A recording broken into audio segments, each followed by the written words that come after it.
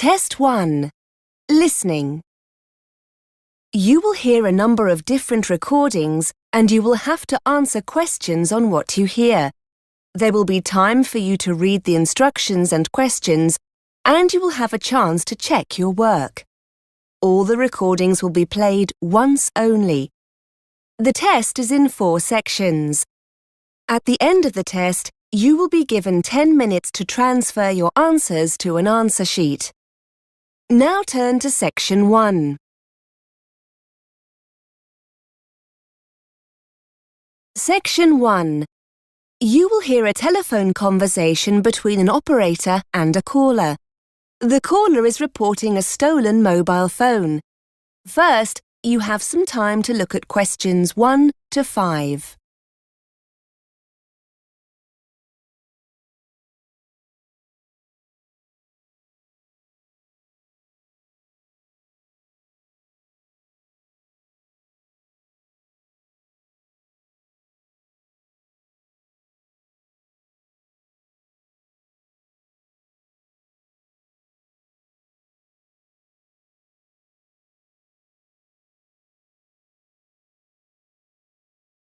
You will see that there is an example that has been done for you. On this occasion only, the conversation relating to this will be played first. Good morning, Z Mobile Services. This is Tess speaking. How can I help? I want to report a stolen mobile phone. Could you confirm your postcode, please, sir? It's CN2 1EB. The caller's postcode is CN2 1EB, so CN2 1EB has been written in the space. Now we shall begin. You should answer the questions as you listen, because you will not hear the recording a second time. Listen carefully and answer questions 1 to 5. Good morning, Z Mobile Services. This is Tess speaking. How can I help? I want to report a stolen mobile phone. Could you confirm your postcode, please, sir? It's CN2 1EB. Thanks. And your house number? 34. OK. Can you give me the telephone number of the phone that was stolen? Yeah, wait a minute. It's 07890 07890 623 623 570. 570. OK. So it's 07890 623 570. Yeah, that's right. Can you just confirm your name? Yeah, it's Thomas Green. Is that Thomas spelt Thomas? No, there's no H. It's just Thomas. TOMAS. OK. So you said your phone was stolen. That's right. I reported it to the police this morning. That's good. I'll need to take down your crime reference number. I've got it here. It's CZ CZ dash 17624 17624 dash 5. 5. Thank you. Let me run through that again. CZ dash 17624 dash 5. That's it. Just a few more details. Can I have your IMEI number? Oh, what's that? It's the International Mobile Equipment Identity Number. It's Sorry, I don't have it. Not to worry. We'll deal with that in a moment. I just need to have the date and time your mobile was stolen. That's easy. Between 1 and 2 o'clock yesterday. That's 1 to 2 p.m. on the 16th of August. Thank you.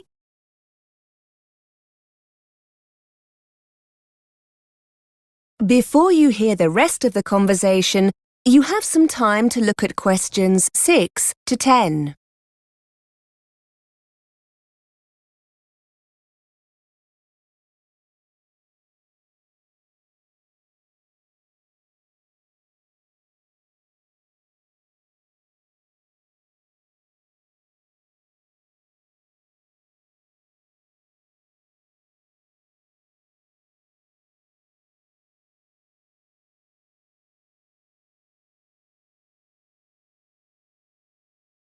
Now listen and answer questions 6 to 10. Now, I just need a few details of the incident, if you wouldn't mind. Sure. I was in the Bang's coffee bar in the city centre. I definitely had my phone with me when I sat down. In fact, I remember checking to see if I had any text messages. But when I came to leave, it wasn't on the table. Did you leave the phone unattended at any time, perhaps to go to the toilet? No, that's the funny thing. Like I told the police, it was very busy in there because it was lunchtime, and all the tables and chairs were pushed really close together. There were a couple of other people at my table. Someone must have leaned across when I wasn't looking and slipped my phone into their pocket. Oh dear. Oh no, it's such a pain. I suppose I'll have to pay for a replacement. Fortunately, you're covered by our 12-month care plan, so there won't be a charge for replacing it this time. But I have to tell you, if it happens again within the next 3 months, you may have to pay a fee. Fair enough. How soon can you send me a new one? We've got 2 options. You can get it sent by courier for next-day delivery for a small fee, or we can send it in the standard post free of charge. You should allow about 5 days for it to arrive. That's a bit difficult. I'm going back to Australia the day after tomorrow to see my parents for a month. Any chance you could send it to their address? No, I'm sorry. We can only send replacements to UK addresses. In that case, I'll better have next day delivery then. OK, so just to confirm the delivery address, is it 34 Solent Gardens? That's it. The final thing we need to do is to put a block on your phone. You mean to stop the thief from using it? I was wondering about that. What I need to do is put your IMEI number into the central register, which will essentially prevent anyone else from making calls from your phone. Now, the IMEI number is a 15-digit number that you can see underneath the phone's battery. Do you have a record of it? No, sorry. Is there any other way to find the number? Yes. We usually trace it from a call you've recently made. In a moment, I'll put you through to my colleague who deals with that. By the time you've finished with him, your mobile will no longer operate. Good. And with your new phone, I'll also send you a crime prevention leaflet, which will give you some tips on how to protect your phone from being stolen again. Thanks. You've been really helpful. Don't mention it. Just putting you through to my colleague now. That is the end of section 1. You now have half a minute to check your answers.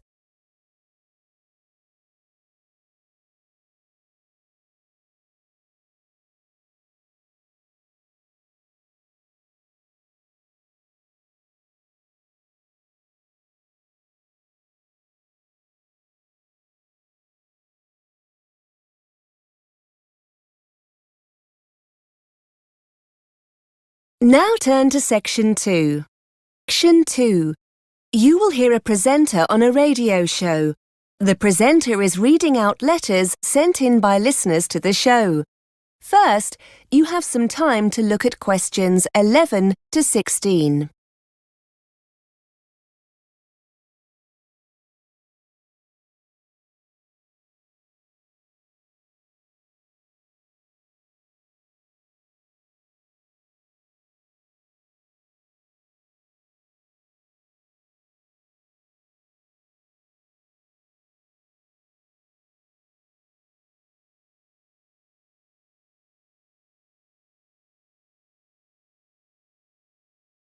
Now listen and answer questions 11 to 16.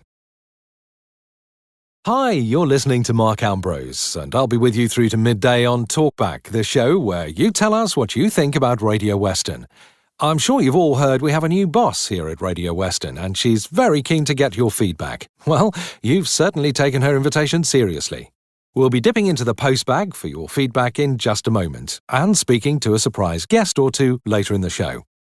I must start by saying a big thank you to Tony Marsons. Judging by your letters, he did a great job of covering the show last week whilst I was away. Thanks, Tony, if you're listening. And thanks for all the emails asking about my holiday. I had a long, rather boring flight home late last night, but I must say I had a wonderful time. The food was absolutely delicious, and the locals we spoke with were really friendly. Shame about the weather, which was an absolute washout. But you can't have everything, I suppose. And the kids loved it, so everyone was happy. Anyway, on to the first of your letters. Sally from Liverpool is very concerned about the consequences of the cutbacks we've been experiencing here at Radio Western. In particular, whether some of our late-night music shows could be facing the axe. We're force-fed a great deal of pop music throughout the day, writes Sally, and some of your listeners look forward to the more niche musical genres you cover in the evening. Are these in danger when you rearrange the schedule? Not at all, Sally. In fact, look out for one or two exciting new shows over the coming weeks. We've got a brand new classical music show coming soon, and the return of the ever-popular Chris Green with his show on international folk music. And of course there's Carol Whittaker's History of Jazz every Friday night. Hopefully this will put your mind at rest, Sally. Before you hear more of the radio show, you have some time to look at questions 17 to 20.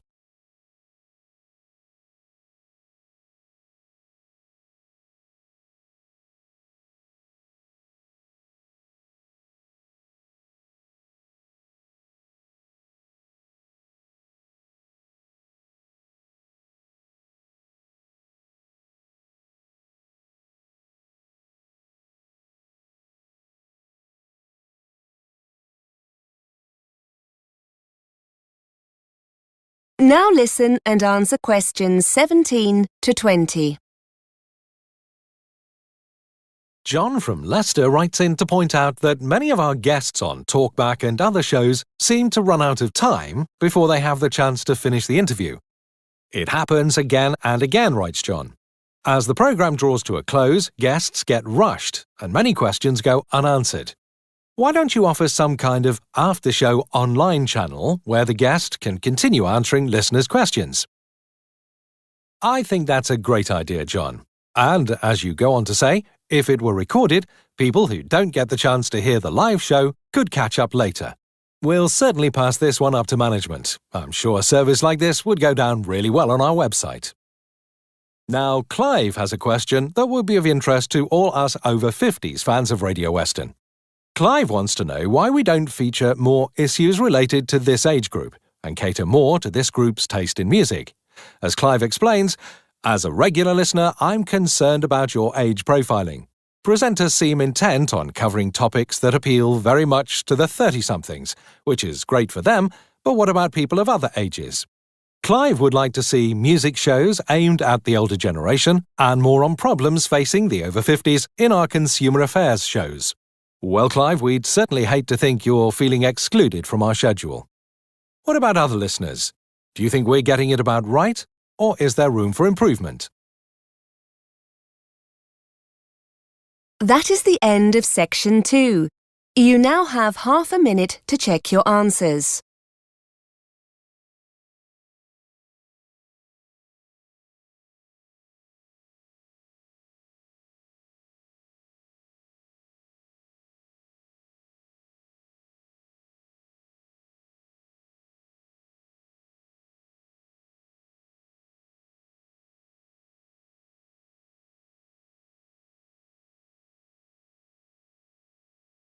Now turn to section 3. Section 3. You will hear 2 university students discussing how they should prepare for a presentation they are to give. First, you have some time to look at questions 21 to 25.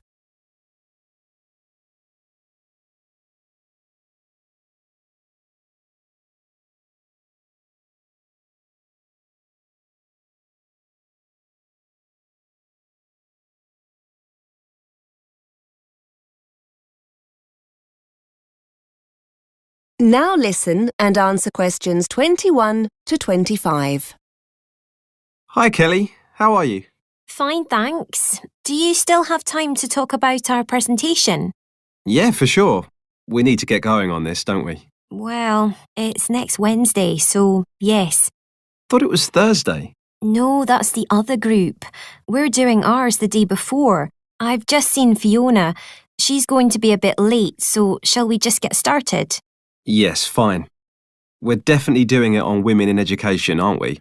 I know we talked about women in politics, but are we going for education? Yes, that's right.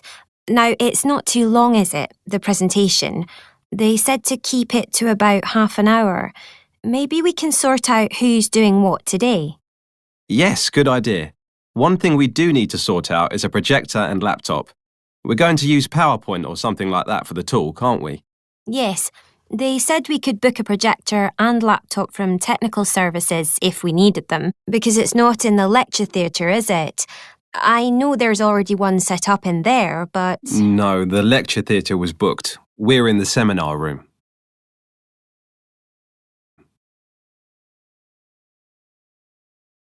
Before you hear more of the conversation, you have some time to look at questions 26 to 30.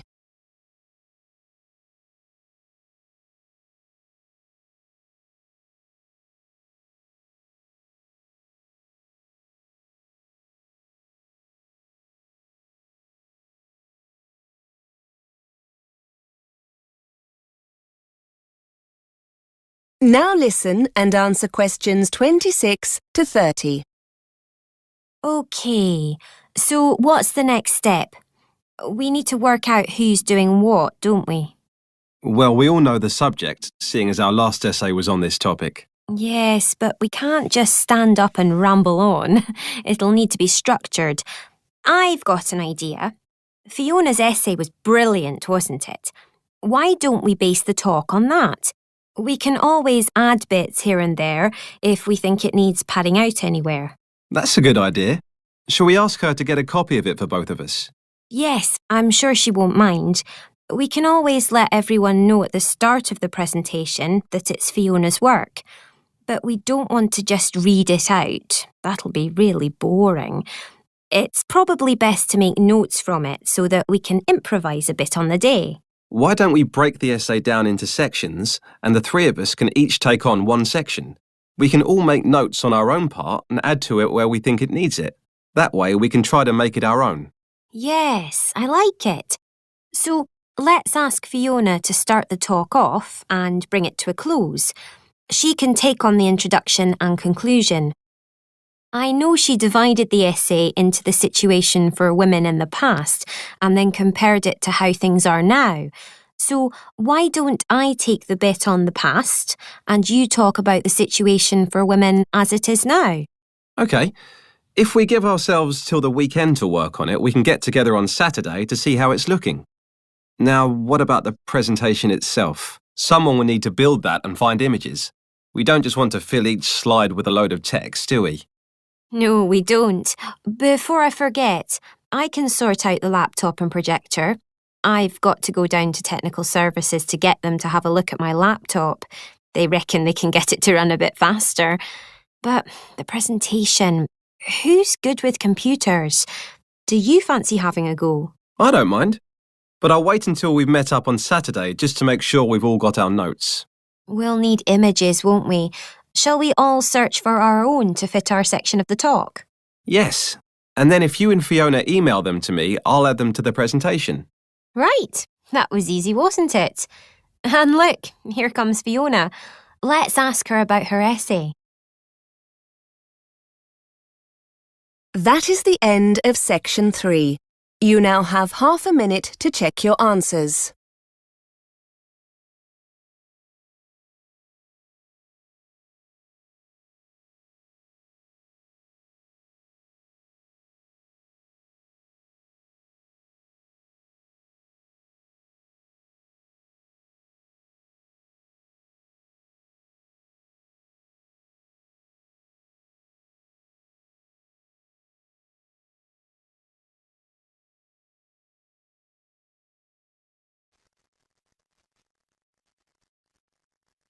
Now listen carefully and answer questions 31 to 40.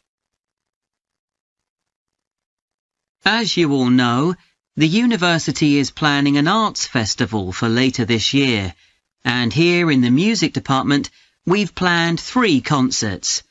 These will be public performances, and the programme has just been finalised. The theme of the festival is links between the UK and Australia, and this is reflected in the music. Each concert will feature both British and Australian composers. I'll tell you briefly about the Australian music, as you probably won't be familiar with that. The first concert will include music by Liza Lim, who was born in Perth, Western Australia, in 1966.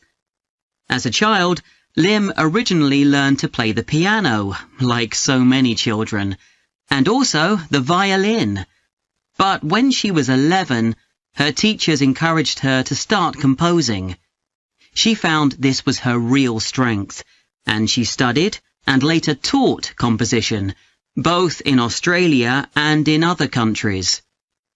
As a composer, she has received commissions from numerous orchestras, other performers, and festivals in several countries. Liza Lim's compositions are vibrant and full of energy, and she often explores Asian and Australian Aboriginal cultural sources, including the native instrument, the didgeridoo. This is featured in a work called The Compass. Her music is very expressive, so although it is complex, it has the power of connecting with audiences and performers alike. In the festival, we're going to give a semi-staged performance of the Oresteia. This is an opera in 7 parts, based on the trilogy of ancient Greek tragedies by Aeschylus. Lim composed this when she was in her mid-20s, and she also wrote the text, along with Barry Kosky. It's performed by 6 singers, a dancer, and an orchestra that, as well as standard orchestral instruments, includes electric guitar and a traditional Turkish stringed instrument. Lim wrote that because the stories in the tragedies are not easy to tell. The sounds she creates are also disturbing, and they include breathing, sobbing, laughing, and whistling. The work lasts around 75 minutes, and the rest of the concert will consist of orchestral works by the British composers Ralph Vaughan Williams and Frederick Delius.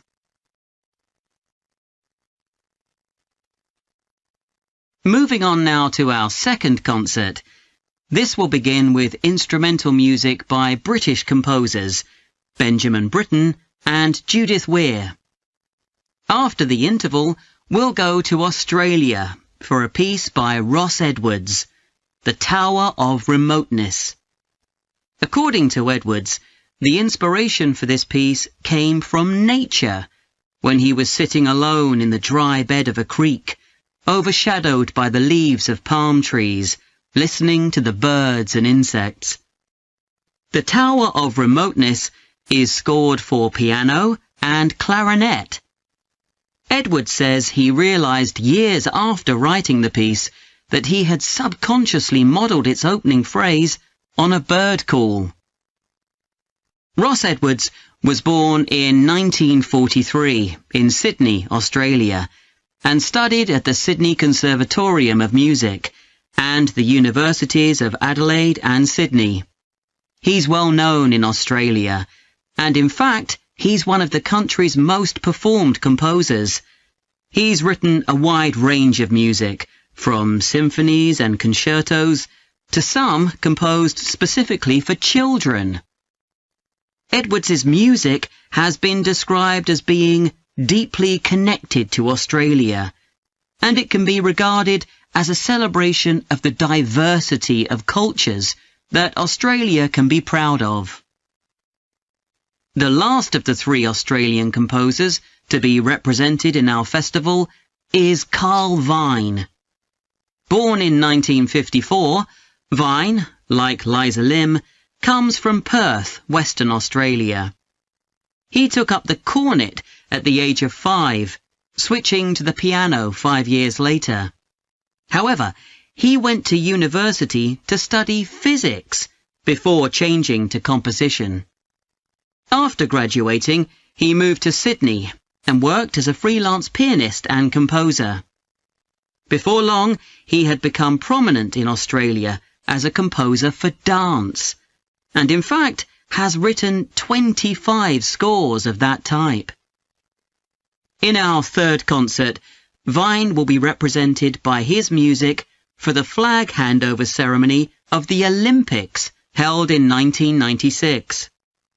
This 7-minute orchestral piece was of course heard by millions of people worldwide, and we'll hear it alongside works written by British composers Edward Elgar and, more recently, Thomas Adès.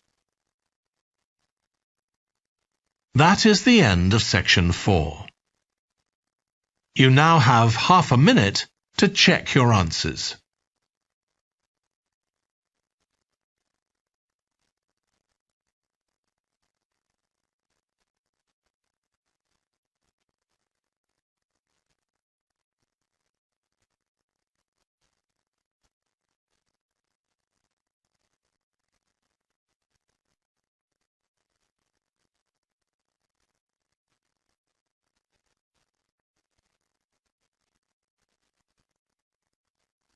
That is the end of the listening test.